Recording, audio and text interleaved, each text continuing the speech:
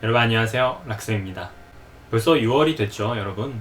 제게 월말과 월초는 좀 바빠지는 시기이기도 하죠. 월말 정산 영상도 있고, 그리고 이제 체크아웃 영상도 찍어야 하니까요.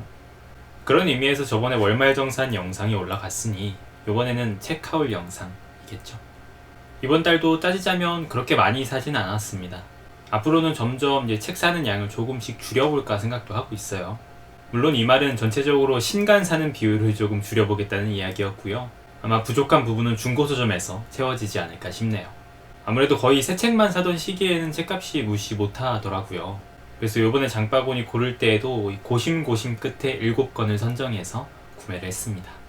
자, 그럼 6월에 산 책하울 영상 보시죠. 자.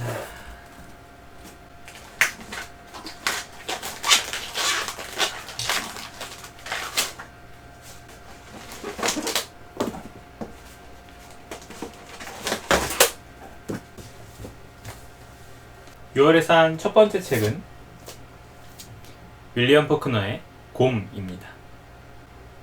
제품은 왜 이렇게 비닐이 쌓여있는지 모르겠어요. 이 작품은 뜯어볼까요? 어차피 뜯을 건데.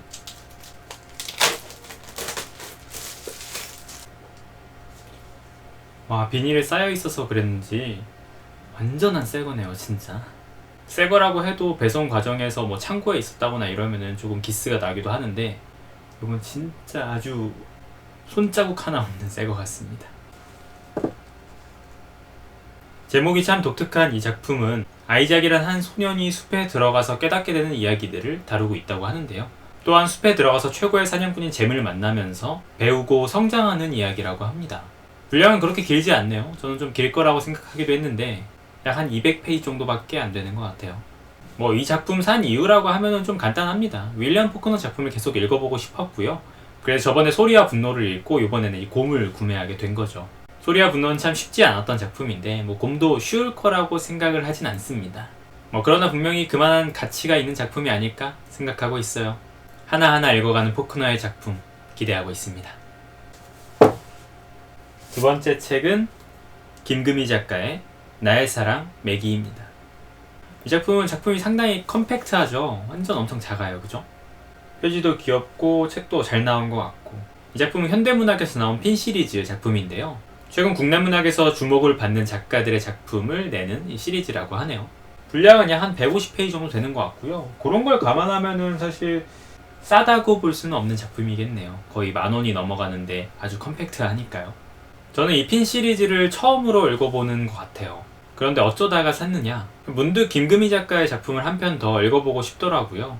저번에 경애의 마음을 재미있게 읽기도 했었고 핀 시리즈에 관련해서 여러 번 생방에서 듣기도 했었고요. 사실 장편이라 하긴 그렇고 약 중편 정도의 분량이긴 한데 이번 김금희 작가의 작품은 어떤 즐거움을 줄지 한번 기대해 보도록 하겠습니다. 그런 거 보면 저는 약간 작품을 따라가기도 하지만 작가를 많이 따라가는 것 같아요. 한번 읽은 작가가 좋게 기억에 남으면은 그 작가의 작품들을 하나씩 읽어가는 재미가 있는 것 같습니다. 세 번째 책은 테드 창의 숨입니다. 책도 상당히 이쁜 것 같고 최근에 핫했던 테드 창의 SF 단편선들 모음집이죠.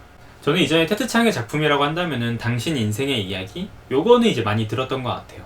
그러나 역시 읽어볼 기회가 어째 없었고 이번에 한번 테드 창의 작품을 읽어보자 생각해서 사게 되었습니다. 그리고 동시에 제가 항상 베스트셀러 리뷰를 하곤 하는데 이 작품이 5월달에 베스트셀러가 되지 않을까 해서 약간 전략적으로 한번 구매해본 작품이에요. 아마 높은 확률로 좋아하지 않을까 싶습니다. 제가 SF 작품을 싫어하는 것도 아니고요. 많은 분들이 좋아하시고 여러 상을 받는 데에는 또 그만한 이유가 있겠죠. 또 모처럼 단편집이라고 하니 좀 가볍게 읽을 수 있을 것 같네요. 네 번째 책은 한강 작가의 서랍에 저녁을 넣어두었다입니다. 이 작품은 보시다시피 시집입니다. 그러고 보니까 요 실루엣 제가 가지고 있는 한강 작가 머그컵 실루엣과 똑같네요, 그죠? 마음에 들어요. 저는 사실 시집을 거의 읽어보지 않았습니다. 시를 절대 싫어해서가 아니라 그냥 소설을 주로 읽다 보니까 시집을 읽을 일이 거의 없었던 것 같아요. 항상 제 생방에서도 시집을 읽으시는 분들이 계시고 시집을 추천해 주시곤 하셨는데 드디어 이렇게 한강 작가의 시집을 사서 읽어보려고 하고 있습니다. 사실 어쩌면 이건 시집을 읽는다라기보다 한강 작가의 작품을 읽는 게 아닐까 싶긴 한데요. 매달 한 권씩 안 읽은 한강 작가의 작품을 읽어나가고 있는데 이번 달에는 시집이 되지 않을까 싶네요. 뭐 읽기도 전부터 이미 마음에 들 거라고 생각해요. 이미 유명한 책이기도 하니까요. 모처럼 시의 세계로 빠져들 수 있을지 기대해 보겠습니다. 5번째 책은 에리 프롬의 나는 왜 무기력을 되풀이하는가입니다. 에리 프롬의 작품은 저도 저번에 한 권 읽어본 적이 있는데요. 바로 이 유명한 사랑의 기술이죠. 저는 이 작품도 참 좋았었던 게 보통 비문학 서적이라고 하면은 아주 깔끔한 글들도 있는가 하면은 그렇게 깔끔하지 못한 글들도 좀 많거든요. 그런데 이 사랑의 기술이라는 작품은 그 주제가 가지고 있는 추상성에도 불구하고 상당히 깔끔한 논지를 보여주고 있어서 마치 한 편의 잘 정리된 논문을 보는 것 같았습니다. 읽으면서 쉽지는 않았지만 그래서인지 더 상쾌한 기분이 들었던 작품이기도 했어요. 아, 글을 쓸 때는 이렇게 논지를 아주 잘 정리해서 이런 식으로 전개해 나가야 되는구나, 뭐 이런 생각도 했었고요.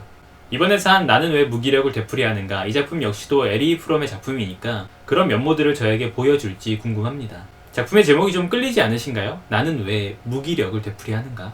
특히나 이 단어, 무기력. 저도 무기력에 빠질 때가 종종 많아서요. 요즘 말로는 약간 현타하고도 비슷한 걸까요? 그래서 어찌 보면 그런 저를 좀 진단하고 좀 반성하는 계기를 갖고자 이 책을 사보게 되었습니다. 지난번처럼 깔끔한 논리의 글 한번 기대해 볼게요. 6번째 작품은 토머스 핀천의 제49호 품목의 경매입니다.